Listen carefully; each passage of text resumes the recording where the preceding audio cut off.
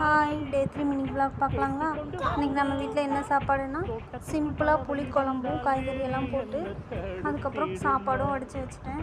அப்புறம் முட்டையும். இதுதான் நம்ம வீட்டில் இன்றைக்கி சாப்பாடு. சாப்பாடு வடித்து எடுத்து வச்சதுக்கப்புறம் குழம்பு தாளித்து விட்டுட்டு தக்காளி வெங்காயம் எல்லாம் போட்டு தாளித்து காய்கறி எல்லாம் போட்டு மசாலா தூள்லாம் போட்டு புளியை ஊற்றி கொதிக்க விட்டுட்டேன். அதுக்கப்புறம் செர்வின் அழுதுகிட்டே இருந்தான்னு கொஞ்ச நேரம் வெளியே கூட்டிகிட்டு போய் காட்டிகிட்டு இருந்தேன்.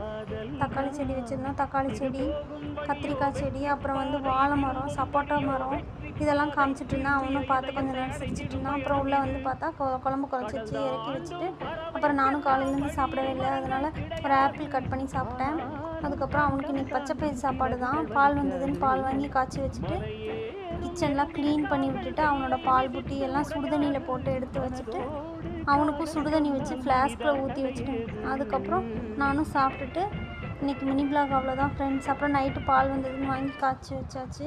அவ்வளோதான் ஃப்ரெண்ட்ஸ். நம்ம வீடியோ பிடிச்சிருந்தா லைக் பண்ணுங்கள், ஷேர் பண்ணுங்கள், சப்ஸ்கிரைப் பண்ணுங்கள். பாய்.